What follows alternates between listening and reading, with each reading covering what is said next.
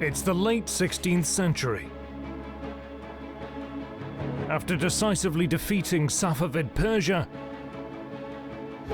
the Ottoman Empire turns its war machine towards Europe. Although officially at peace for nearly 3 decades, conflict has been brewing for years along the unstable Ottoman-Austrian border. Both sides keep looking for pretexts to launch frequent, large-scale raids into enemy territory. By 1591, clashes intensify along the Bosnian-Croatian border, and things finally come to a head in the summer of 1593. The war begins on July 29th. But before we continue, I want to give a shout out to CuriosityStream, a subscription streaming service built exclusively for documentaries. It was created by the same guy who founded the Discovery Channel. You can watch thousands of award-winning documentaries for just $3 a month. But you can also get 30 days unlimited access to their video library for free if you register using the link in the description and use the code HistoryMarche when you sign up. My favorite category on CuriosityStream is, of course, history. There is a wealth of videos about prehistoric, ancient, medieval times, modern warfare, aviation, and others. A few series that caught my attention as soon as I subscribed were William the Conqueror, Last Stand of the Templars, and the Celts, Blood, Iron, and Sacrifice. But they don't just offer history, their content also spans science, nature, technology, society, and lifestyle. Head over to curiositystream.com/historymarche for unlimited access to the world's top documentaries and non-fiction series, and enter the code HistoryMarche when you sign up to get 30 days completely free. Although officially it was the Ottomans who declared war against Austria, both empires are in fact itching for a fight to extend their control over the Trans-Danubian and Carpathian regions. Numerous military operations mark the first years of the war, mainly for control over crucial fortresses along the Danube, with Ottomans maintaining firm dominance on the strategic level, poised to attack Vienna from the western Trans-Danubian sector that they firmly control. But the old Austrian capital is spared when the attack is postponed because of the death of Sultan Murad III and the ascension of Mehmed III to the throne.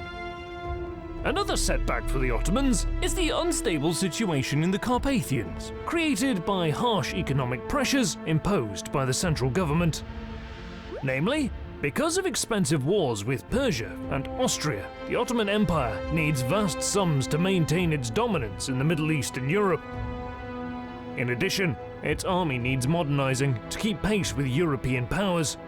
But because of the collapse of the Timar system, the expensive modernization has to be financed from the palace coffers. Consequently, the Ottomans impose heavy taxes in many parts of the empire, including the Carpathian principalities. For much of the 16th century, Wallachia and Moldavia, although nominally autonomous, are in reality oppressed Ottoman provinces.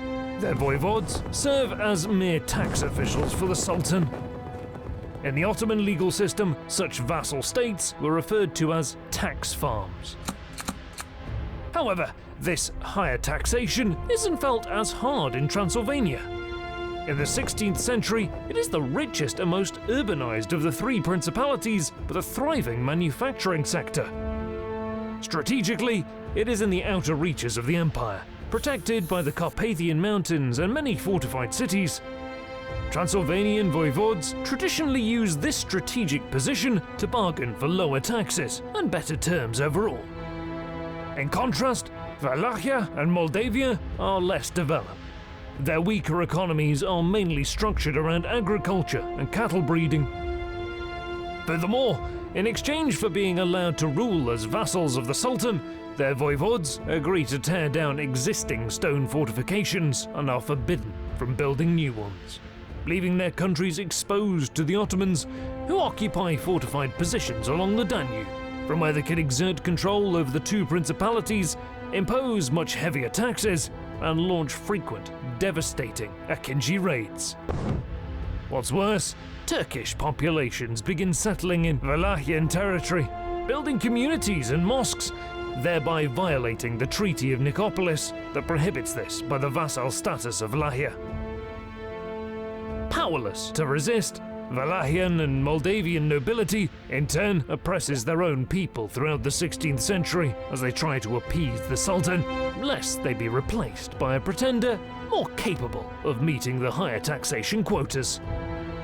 Economies of the two Danubian principalities are further strained as they are obliged to sell grain, cattle, and other produce to the Ottoman Empire at below market prices.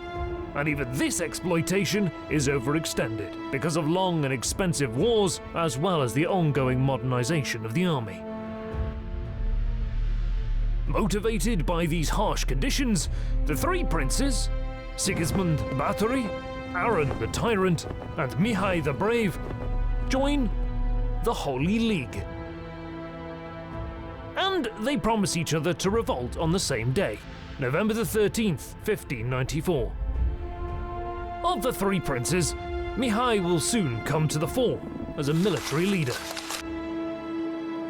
Born on January 15th, 1558, Mihai is the son of the former voivode of Wallachia, Patrasco the Good, and Theodora Cantacuzino.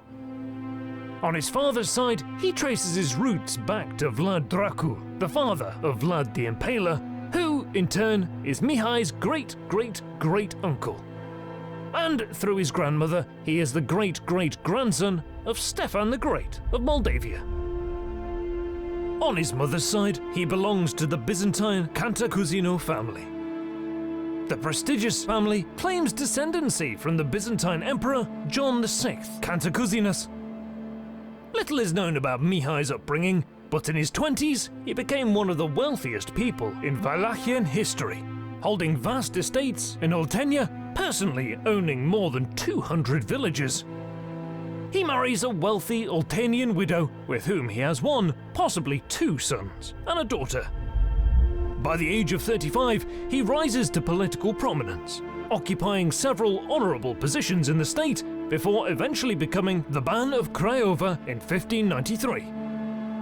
Fearing Mihai's growing power, Prince Alexander III forces him to swear in front of other boyars that he is not of princely descent. By publicly humiliating Mihai like this, Alexander hopes to remove him as a potential rival to the throne. This, however, does not settle the issue. Mihai borrows from Turkish moneylenders in Wallachia and flees the country, fearing assassination. He travels to Constantinople, where he uses his political connections, but more importantly, his Cantacuzino ancestry, to secure even larger loans and persuade the Sultan to back him in his bid to the Wallachian throne. But Mihai has no intention of paying off his debts.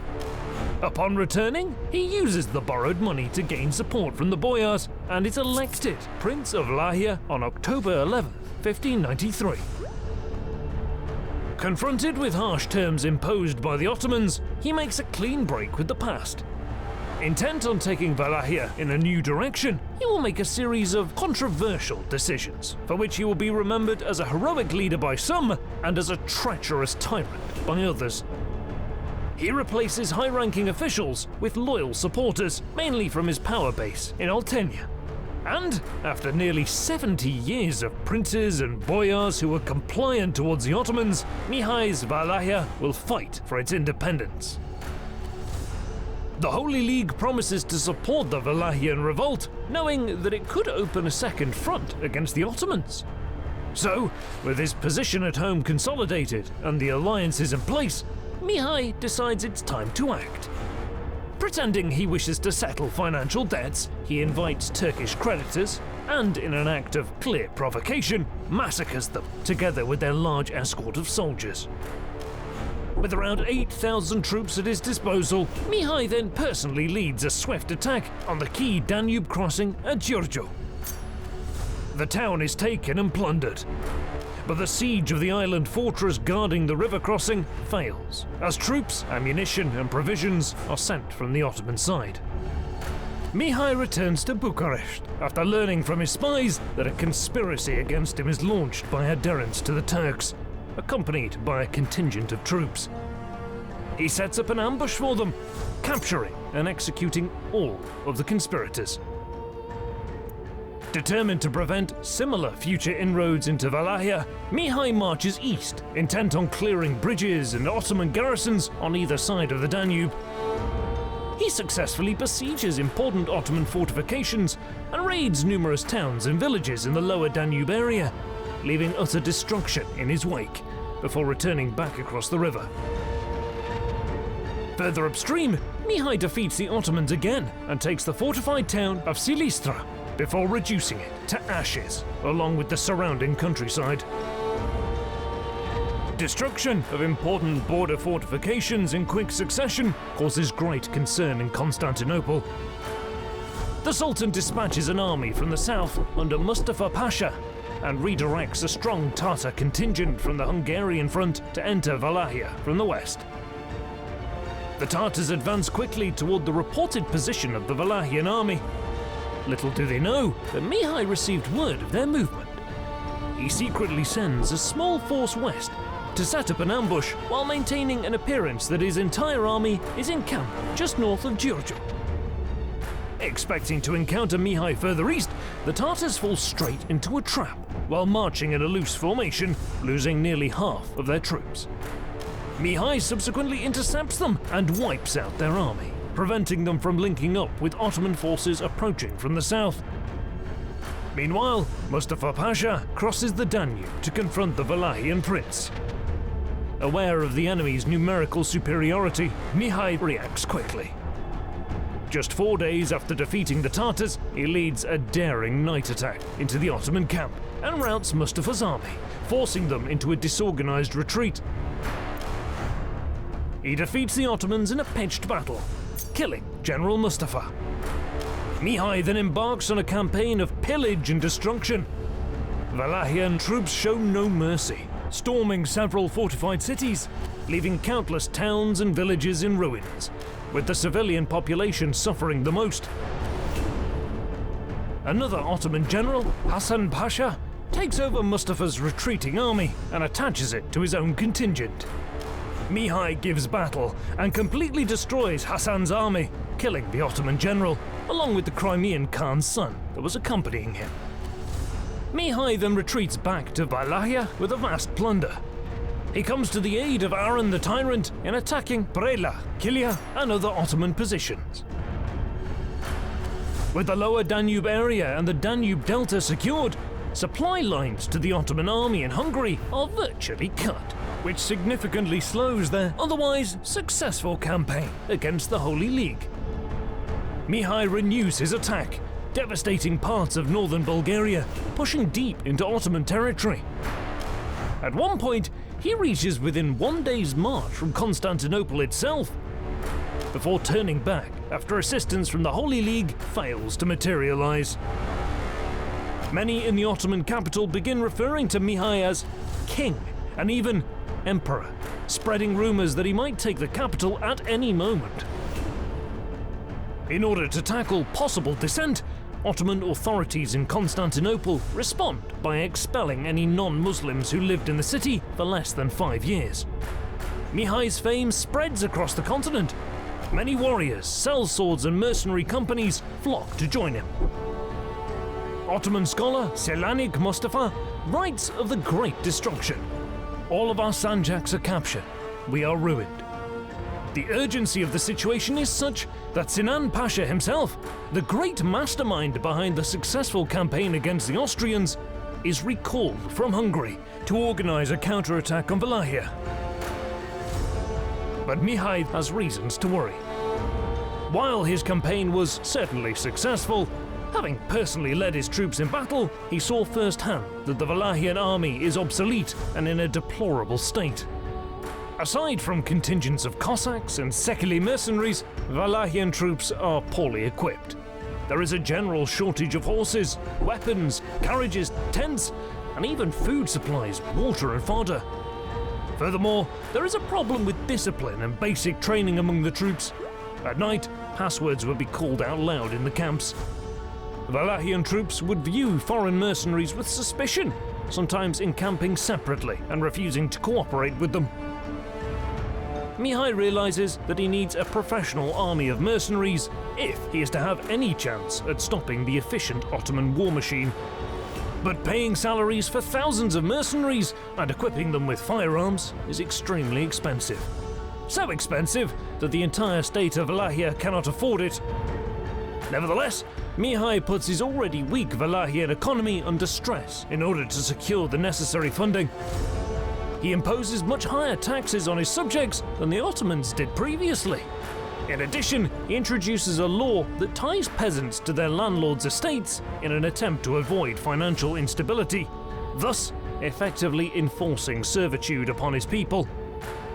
He takes away the liberties of countless free villages, turning them into dependent communities.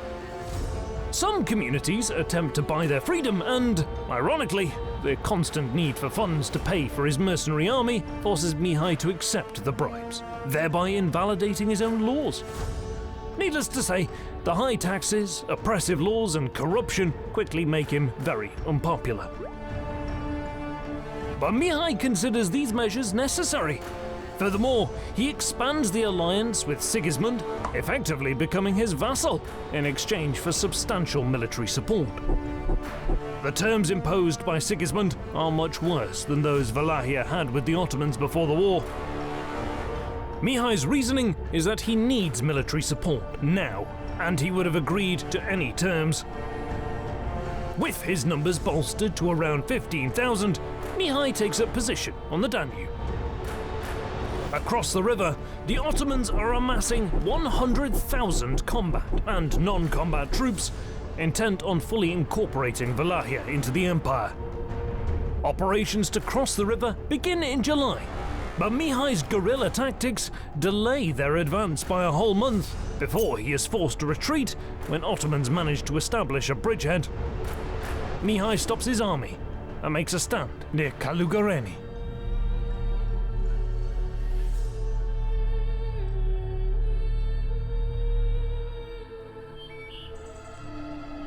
It's early morning.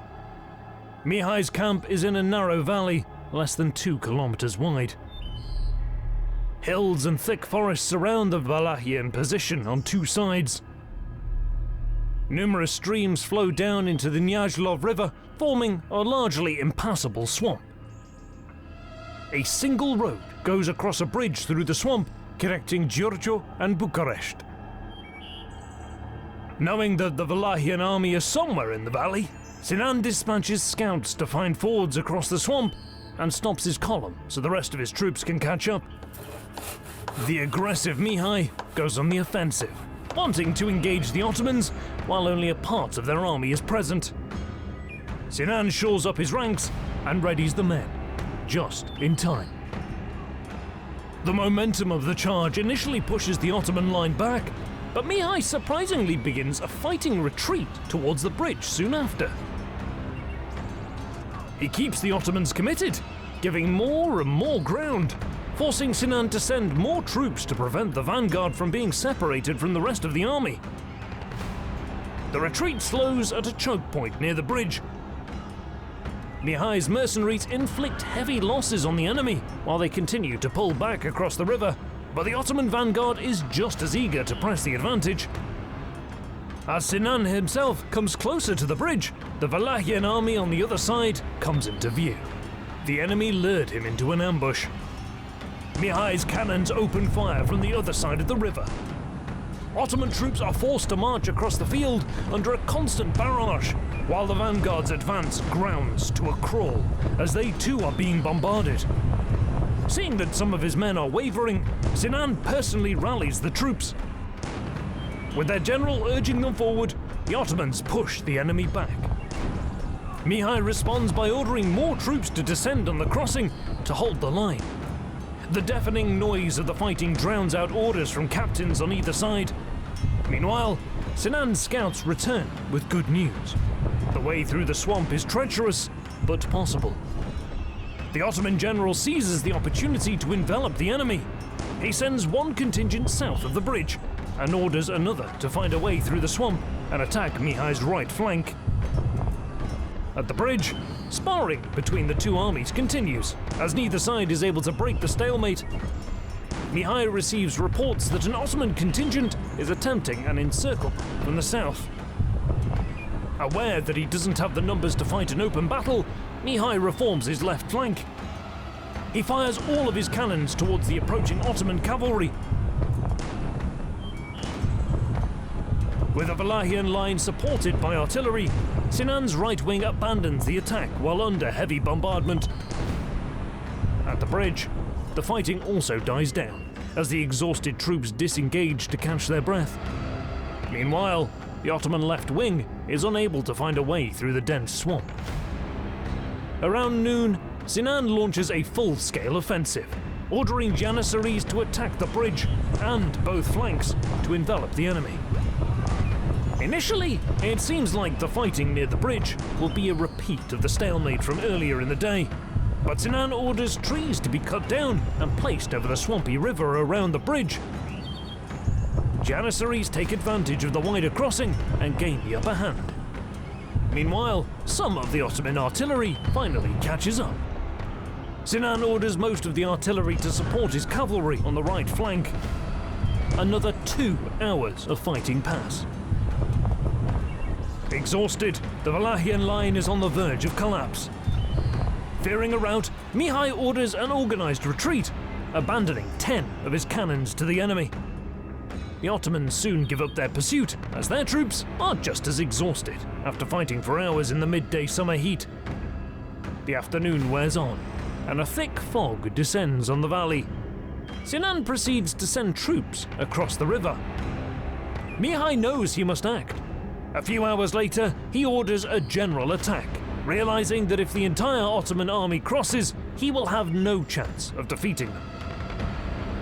He puts his best troops in the front, sends a contingent of mounted scouts through the woods on his left, and places the reserves in the second line, positioning most of them on his right flank, anticipating an Ottoman envelopment from the west. Sinan is at first unable to see the enemy approaching, but news of the attack soon reaches him. Out from the fog come Mihai's first line of mercenaries. In a sustained attack, the Wallachians try to push the Ottomans back towards the bridge, but Sinan's troops prove their mettle and manage to hold the line. Aware that it is only a matter of time before the momentum of the Wallachian attack withers away, Mihai puts his life on the line, attempting to reinvigorate the men. He gathers his personal retinue and charges to the forefront of the fighting, throwing himself into the enemy line, cutting down several Janissaries in a matter of seconds. This brave act has an immediate impact on the morale of his troops.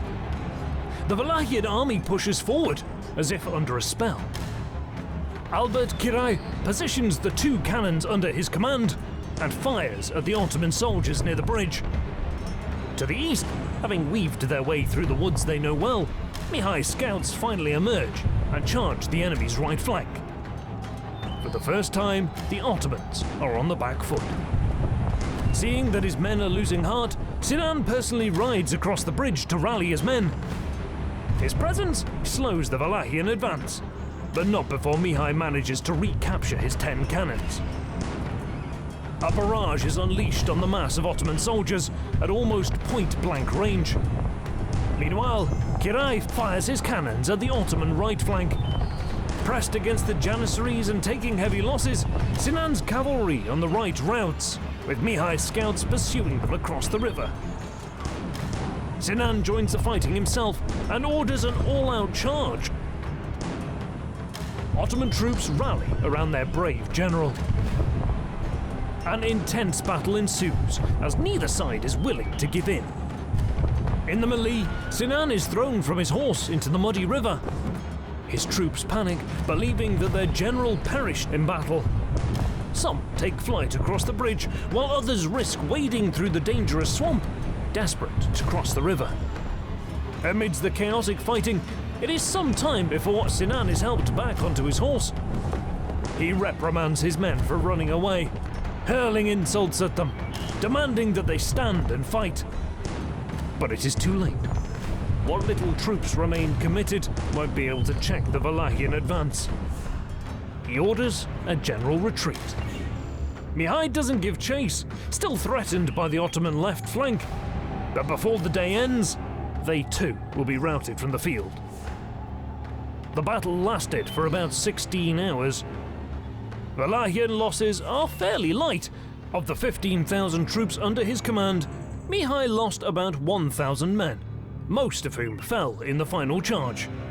Meanwhile, Sinan wasn't able to bring his full force to bear, and of the 30 to 40,000 troops that participated in the battle, between 10 and 15,000 perished.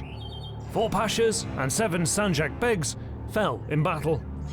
Much of the artillery and treasure from the camp were lost to the enemy.